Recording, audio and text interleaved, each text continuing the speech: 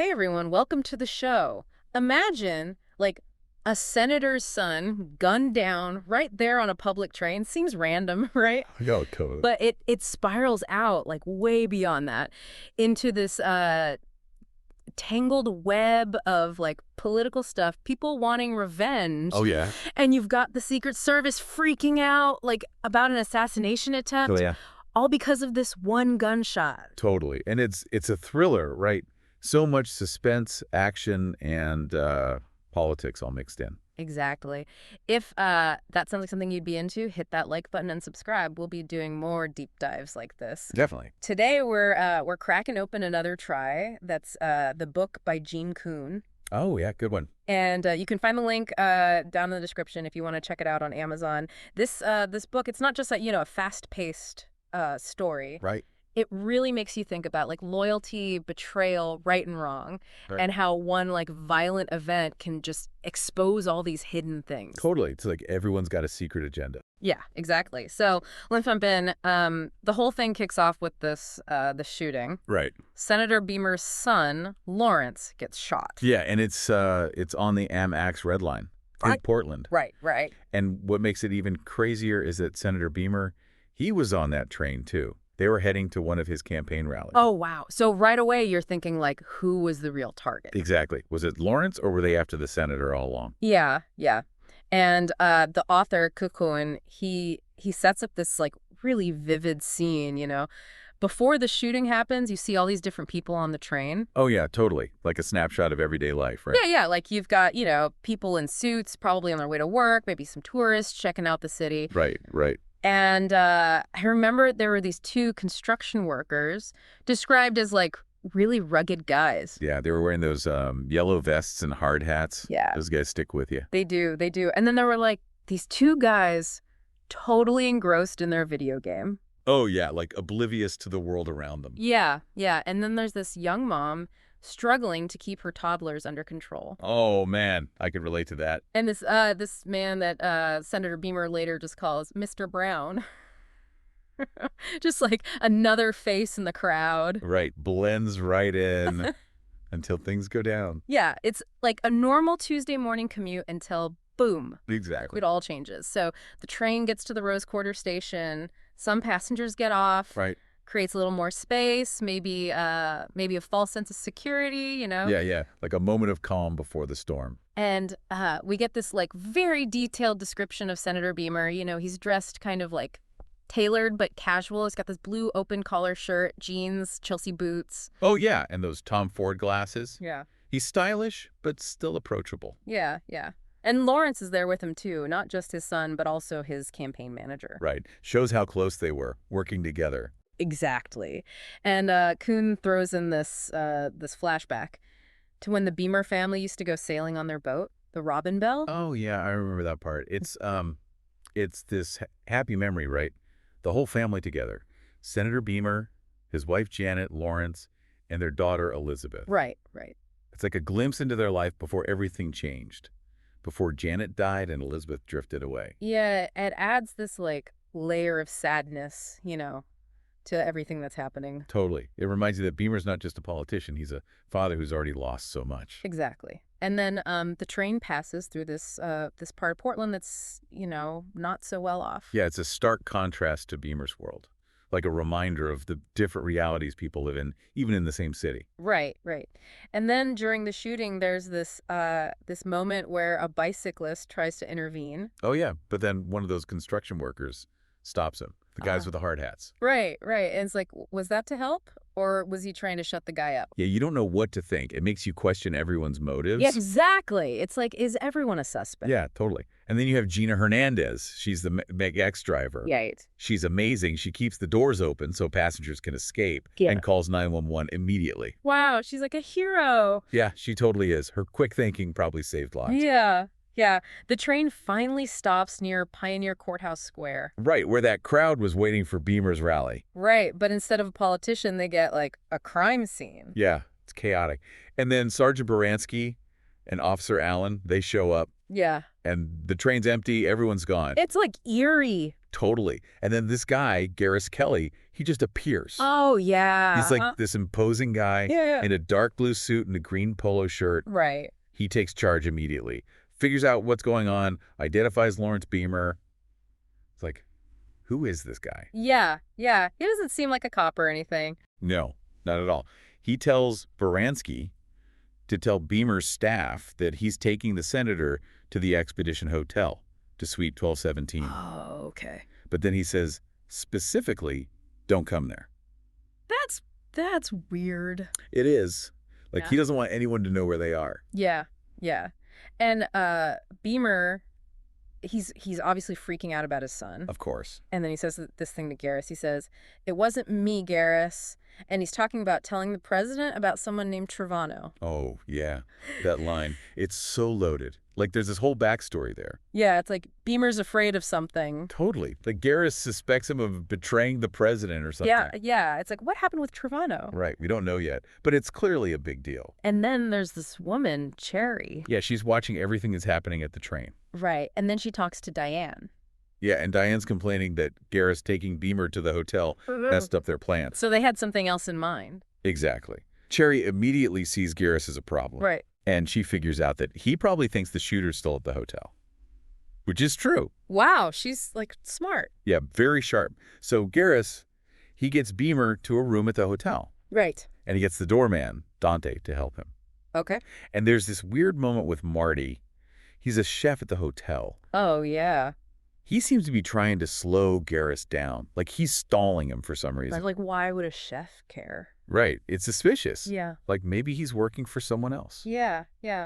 And then Garris checks out this empty suite. It was booked by Stephen and Hannah Gilbert. Oh, right. The honeymooners. That's an important detail. Remember that. Okay. So Baranski and Garris, they start working together. Garris is convinced the shooter's still at the hotel. Right. And then Beemer gets word that Lawrence is in surgery. He wants to go to the hospital, of course. Yeah. But Garris tells him, no, you have to stay here. He's like putting Beemer's safety first. Definitely. And then we get some background on Garris. We learned that he actually saved Lawrence's life in Afghanistan. Oh, wow. Yeah, he took 2 bullets for him. That's why he's so protective of Beemer. That makes sense. And we find out he's got a history with President Cahill, too. Something to do with the Hector Trevano incident. Right. That name keeps coming up. Yeah, we still don't know all the details. So Garris calls this woman Olive. Oh, yeah. She gives him info on Dante, the doorman, and his grandfather. Okay. And Garris sends them money, like right away. He's like taking care of them. Yeah, it shows he's not just a tough guy. He's got a heart. And then Garris goes to this private airstrip. It's McCoy's airstrip in Eastern Oregon. Oh, yeah, that's where we meet General Eddie McCoy. He's retired Air Force. Right. And he's got beef with President Cahill. So Garris is going to someone who's already got problems with the president. Interesting. And McCoy sees this plane, a Beechcraft King Air, that belongs to Rudyard Coleman. Who's Coleman? He's this rich winemaker. And there's a rumor he bought the Travis Mining Company property. Okay. So we've got a bunch of new names and places popping up. Right. And then we get introduced to Jimmy. He's a driver. Yeah, he picks up these 3 guys from the airport. And I'm guessing these are the construction workers from the train. You got it. But they're not your typical construction workers. One of them smells like booze and is wearing a Rolex. Okay. Another one is super clean cut in a black polo shirt. He's the crew chief. They call him Dom. And the third one, his nickname's Bug-Eye or Ozzy. Right. And they're talking about the shooting in the car, like they know about it. So they're definitely involved somehow. Yeah, for sure. They go to this bar, the Flying Dutchman, and pick up duffel bags. I'm thinking those bags aren't full of tools. Right, probably guns and stuff. Exactly. And then this 4th guy joins them. He's dressed sharp in a fitted jacket and a blue open-collar shirt. He's the gunsmith. They call him Armin. Okay. So it's a whole crew. Yeah. And Don tells Jimmy to take them to the Expedition Hotel. Yep. The same hotel where Beemer is. So Garris was right to be worried. Totally. And then Bug-Eye accidentally calls Dom. Yeah, Jimmy freaks out a little. He's already nervous. Makes sense. And Armin takes 3 of the bags but leaves the heavy ones. Tells Jimmy to come back in the morning. Like, they're setting up shop there. Yeah, exactly. Yeah. Meanwhile, Olive gives Garris an update. Okay. No new leads on the shooter. Yeah. Dante, the doorman, he's in the hospital. Mm. Beemer and Lawrence's wife, Meredith, they're at the hospital too, thanking President Cahill. Oh, wow. It's like a whole political thing now. Totally. Poor Dante. He's just a pawn in all of this. Yeah, yeah. So Garris goes to Tropper City. Where's that? It's out in the country, more rural. That's where McCoy's airstrip is. Oh, okay. And he runs into these two guys, Gordon Parks, they call him Trucker Cap, and Bob Hawkins, they call him the Beluga. Okay. They're watching this diner, Rosie's. I'm thinking they work for McCoy. Remember he said he had other guys helping him? Right, right. And Garris, he goes into Rosie's, and he immediately senses something's off about these guys, especially Parks. He says there's a terminal spark in his eyes. Rookie's dangerous. Yeah, exactly. So Garris checks into the Grand Meeker Hotel in Tropper City, Okay. gets a bunch of rooms, including the Clock Tower suite. Fancy. Yeah. And the receptionist, she's a real piece of work, total Cahill supporter, gives Garris a hard time. Like, even checking into a hotel is political. Yeah, it's Yeah. crazy. And then Garris runs into an FBI agent in the saloon. Her name's Gail. Oh, okay. They had this, like, tense back and forth. Garris figures out a bunch of stuff about her without her telling him. He's good at reading people. Yeah, he seems pretty sharp. Gail says she's there for personal reasons, not because of the Portland shooting. But Garris doesn't totally believe her. Right. And what about Jimmy? Oh, yeah, he's still waiting at the hotel in Portland. Still hostage. Pretty much. Mm-hmm. And he overhears people talking about Dante, the doorman, getting hurt. He's freaking out, man. Yeah, I bet. So Garris and Gail, they leave Tropper City in a Corvette. Okay. And they notice this Chevy truck that might be following them. It's the Mitchell brothers, the guys McCoy mentioned. Oh, so they're being watched. Yeah, definitely. They go to this local museum, and Garris sees a plaque about this family. Okay. It's for Stephen and Hannah Gilbert and their daughter, Isabella. Wait, those were the names on that champagne gift card. Exactly. The one from the empty hotel suite. Remember those 3 scratches? Oh, yeah. So Garris thinks this Gilbert family is somehow connected to everything. This is, like, a big clue. It is. Garris heads back to the Grand Meeker Hotel, and he's got this feeling he might run into the shooter in the Clock Tower suite. Like a hunch. Yeah, he's got good instincts. Yeah. He finds Gail in the saloon, and it turns out she's not there for personal reasons. Oh, really? She's looking for her partner, Ron Boyle. He's an FBI agent who went undercover and disappeared. Wow, so there's an FBI investigation going on, too. Yeah, and they might be looking into the same people Garris is. This is getting complicated. It is. So Garris tells McCoy about the Gilberts. McCoy doesn't know anything about them, but he says he'll look into it. Okay. And then we cut to this guy named Edgar. We don't know much yet, but he's watching a movie about the Trevano incident, the thing Beemer mentioned, and Garris's name comes up. Oh, wow. Yeah, and then Edgar gets a call from Dom. The crew chief. Yep, they found Garris. So Edgar's someone high up in this organization. Definitely. And he's not happy about Garris snooping around. Meanwhile, Diane is at the hospital pretending to be a nurse. Right, she's calling herself Elizabeth Anderson, using Beemer's daughter's name. That's messed up. It is. She's trying to get close to Beemer, get information from him. She's a good liar, too. Made up this whole backstory about being from Belgrade. Yeah, she's convincing. And she almost gets caught by Sergeant Baranski. Oh, yeah, he thought she looked familiar. Right. She managed to talk her way out of it, though. She's like a pro. Totally. So she reports back to Cherry about what's happening at the hospital. Okay. Garris and Gail are talking about McCoy and Coleman. Garris thinks Coleman's a little too eager to help. Like he's got ulterior motives. Exactly. Yeah. And at the hospital, Meredith Beemer signing paperwork. She's determined that Lawrence is going to pull through. She's strong. Yeah, she is. Diane tries to get closer to Lawrence's room again, Still trying. but she runs into Meredith and Baranski. That Baranski's a tough nut to crack. Yeah, he doesn't trust her at all. He stops her from seeing Lawrence. So she has to leave.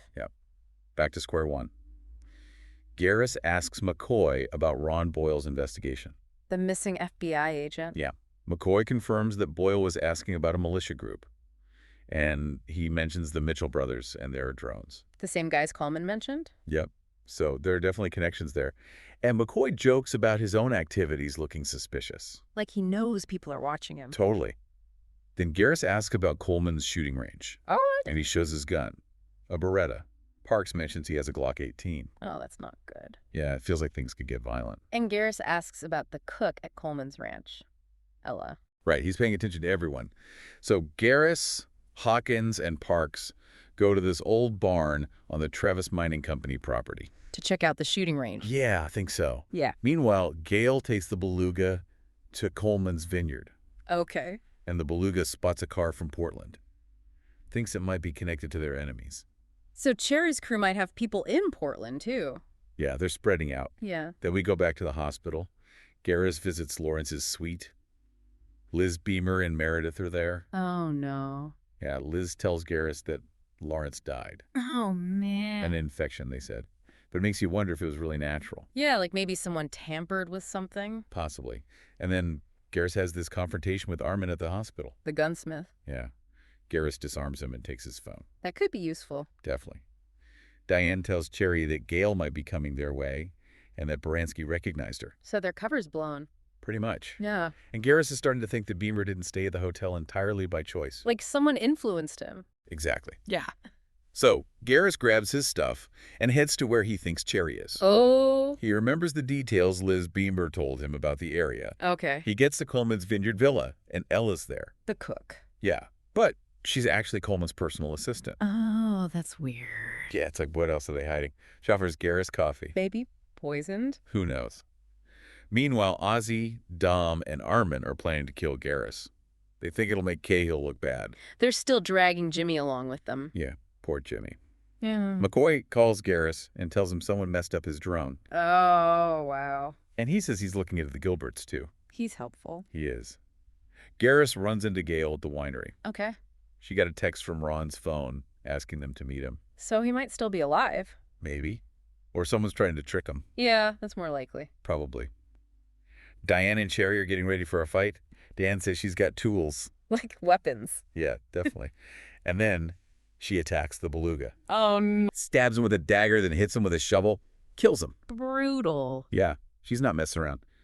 Garris and Gail are talking about different possibilities, even if Cahill might be involved. Okay. And Ella calls them for dinner. Like, everything's normal. Surreal. Totally. Gail says they should go to dinner, and she takes Garris to his room. Okay. Garris has another gun, just in case. Always prepared. Yep. So, they have dinner with Coleman, and Coleman drops a bomb. What? President Cahill's coming to the winery for a memorial thing for Lawrence. Oh, wow. That changes everything. Yeah, it does. And Coleman wants Garris to be his bodyguard. So he can get in the photos with the president? Exactly. He's such a showman. Hmm. The next morning, Ella makes breakfast for Garris. Okay. He asks her about Diane. The one he hasn't met yet. Yeah. Ella says something weird, like she wishes the president would go. Like disappear? Yeah, it's creepy. Meanwhile, Ozzy, Dom, and Armin are still planning to shoot Garris. Oh. They're going to do it at the vineyard while the president's there. And they're making Jimmy drive him. Poor Jimmy. I know, right? And then 2 Secret Service agents show up at the villa. Riggins and another guy. Okay. But they don't seem too worried about security, even though the president's coming. That's a little concerning. Yeah, it is. Riggins confirms that Cahill's definitely coming.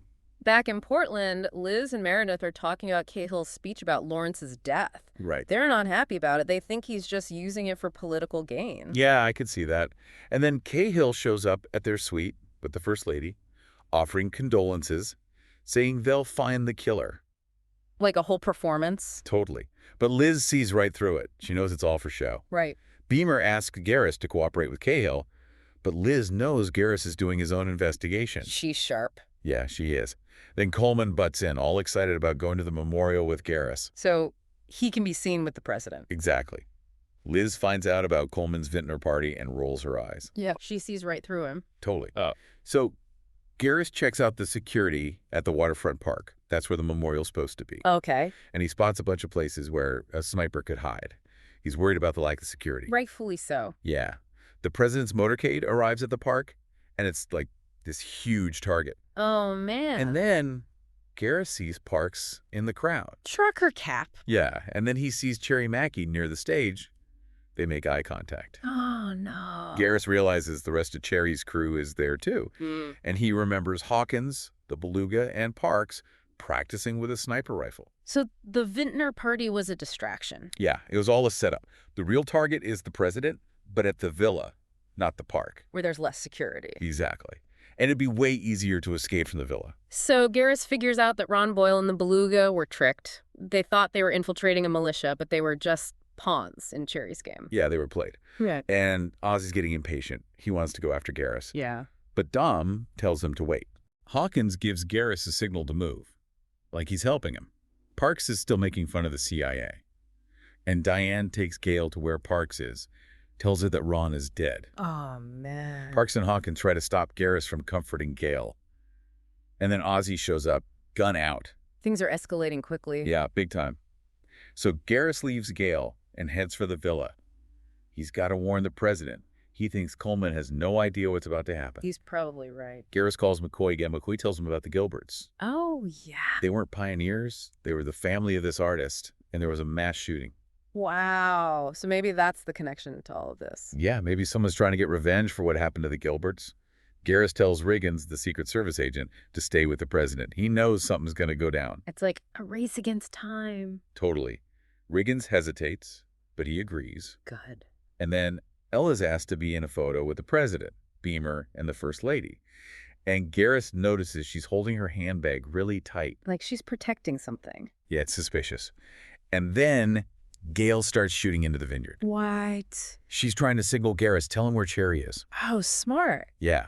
Garris goes into the winery building looking for Cherry, and he remembers how dangerous it is in there with all the carbon dioxide from the fermentation. Right, you could suffocate. Exactly. He finds Cherry on this catwalk above a giant tank of wine. Oh, man. Cherry says he doesn't care about Dante Green. The doorman. Yeah. He was just a means to an end. And then Garris shoots him. Oh, wow. Picks him up and throws him into the tank. So he drowns. Yeah, or suffocates from the CO2. It's a pretty gruesome ending. Yeah. Garris meets up with Gail, and they get out of there. Okay. And the last thing we see is Edgar watching the news. There's been an incident at Coleman's Vineyard. With the president there. Yeah. Right. We don't know what happened, though. That's a cliffhanger. It is. Well, that was quite a deep dive into Another Try. It was. Thanks for joining us. What was the most surprising moment for you? For me, it was how the Gilbert family was tied into everything. Yeah, that was a big twist. It shows that even small details can be important. Totally. Let us know what you thought in the comments. Yeah. Did you see any of the twists coming? What questions do you still have? Let's discuss. And it makes you think about, like, how much we really know about what's going on in the world. Yeah. There's always more to the story than we see on the surface. Absolutely. Thanks again for listening. Until our next deep dive.